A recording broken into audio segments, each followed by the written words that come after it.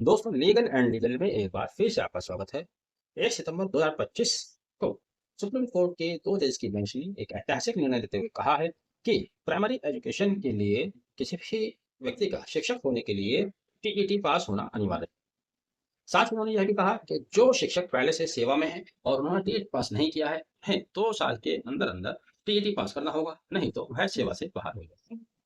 दरअसल ये मामला सारा का सारा आरटीई एक्ट 2009 में एक संशोधन के बाद आया। यह संशोधन वर्ष 2017 में भारत की संसद द्वारा किया। राइट टू एजुकेशन एक्ट के नाम से जो कानून बना जाता है, उसमें छात्रों को फ्री एजुकेशन का प्रावधान किया गया है। प्रत्येक छात्र को निःशुल्क शिक्षा उपलब्ध कराई गई।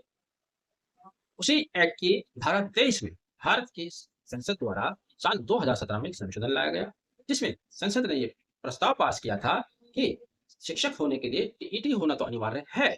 साथ ही जो पहले से शिक्षक हैं, जो सेवा में हैं, उन्हें भी यह संशोधन लागू हो जाने की तिथि यानी कि 1 अप्रैल 2017 से 4 साल के भीतर-भीतर टीईटी पास करना होगा। और यह व्यवस्था उन शिक्षकों के लिए लागू की गई थी जिनकी नियुक्ति 31 मार्च 2015 या उसके बाद हुई।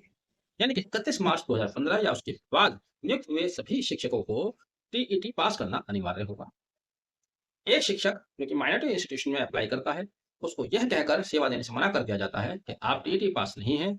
संविधान द्वारा किए गए संशोधन के अनुसार आपको टीईटी पास होना अनिवार्य है।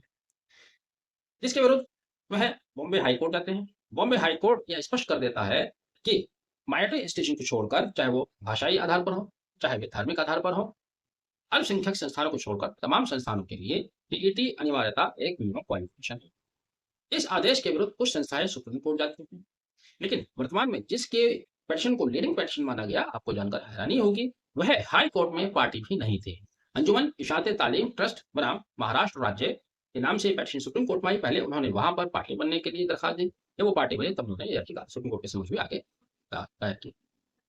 सुप्रीम कोर्ट ने आरटी एक्ट 2009 का अध्ययन करने के बाद और संसद द्वारा जो संशोधन किए गए हैं उसका थोड़ी अध्ययन करने के बाद इस निष्कर्ष पर पहुंचे कि आरटीई एक्ट की धारा 2N माइनॉरिटी इंस्टीट्यूशन को छोड़कर, चाहे वो भाषाई आधार पर है, चाहे वो धार्मिक आधार पर है, सभी पर यह शर्त लागू होती है कि शिक्षक बनने के लिए टीईटी पास होना अनिवार्य है। साथ ही सुप्रीम कोर्ट ने यह भी कहा कि यदि कोई शिक्षक जिसने टीईटी पास नहीं किया है, वह 2 साल के भीतर-भीतर टीईटी पास नहीं करता है, तो उसको सेवा से बाहर होना पड़ेगा। हालांकि यहाँ सुप्रीम कोर्ट ने उन शिक्षकों को छूट दी है जिनकी सेवा में 5 साल या उससे कम का समय बाकी है। यानी कि यदि कोई शिक्षक आज के दिनांक से 2030 या उससे पहले रिटायर होने वाला है, तब उसे टीईटी पास करना अनिवार्य नहीं है। तो इस तरह से प्रत्येक शिक्षक जो कि प्राइमरी एजुकेशन में शिक्षक है, उसके लिए टीईटी पास करना अनिवार्य है। केवल वह शिक्षक इस आदेश से एग्जेम्प्टेड है जिनकी नियुक्ति 31 मार्च 2015 से पहले हुई है। वह शिक्षक इससे एग्जेम्प्टेड है जिनकी सेवा के 5 वर्ष या उससे कम की अवधि शेष है।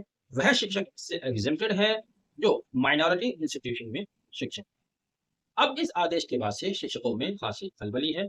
सरकार को ज्ञापन दे रहे हैं, बड़े बड़े प्रदर्शन की भी तैयारियां हो रही हैं। एक राज्य ने तो सुप्रीम कोर्ट के इस आदेश को दोबारा चैलेंज करने की भी बात कही है और रिव्यू पिटीशन के थ्रू सुप्रीम कोर्ट दोबारा आने की तैयारी में है। साथ ही ये भी सुनने में आया है कि कहीं कहीं किसी शिक्षक ने आत्महत्या की है, किसी ने आत्महत्या का प्रयास किया। ये स्थिति है। हालांकि शिक्षकों को ये समझना चाहिए कि शायद सरकार को भी सेवा में बने रहना देना चाहती है। सरकार उनको छेड़ना नहीं चाहती। यदि सरकार उनको छेड़ना चाहती, तो यह संशोधन साल 2017 में लागू हुआ था और 4 साल की अवधि 2021 में पूरी हो गई थी उस समय संशोधन के अनुसार। तो 2021 के बाद सरकार कोई कदम उठाती और ऐसे टीईटी क्वालिफाइड ना करने वाले शिक्षकों को सेवा से निकालना शुरू कर देती। लेकिन सरकार ने ऐसा नहीं। उसके बहुत से सामाजिक और दूसरे कारण हैं। सरकारी शिक्षकों से बहुत काम लेती है। सरकार एकदम से अगर इतने सारे शिक्षकों को निकालेगी, तो उसकी भी व्यवस्था लड़खड़ा सकती है। दूसरे सामाजिक और राजनीतिक कारण भी हैं। इसलिए शिक्षकों को भी संयम बरतना चाहिए, अभी अपनी जान के साथ खिलवाड़ ना करें, इतनी ऊहापोह में ना आए। आपके रिप्रेजेंटेटिव, आपकी स्टेट कोई ना कोई इस मसले का हल निकालेगी। और वैसे भी आप शिक्षक हैं, अपने को इतना तो भरोसा रखिए, अगर आपको परीक्षा में बैठना ही पड़ गया, तो भई आप इतने छात्रों को परीक्षा कराते हैं, आप अपनी परीक्षा देकर पास हो। इतना परेशान ना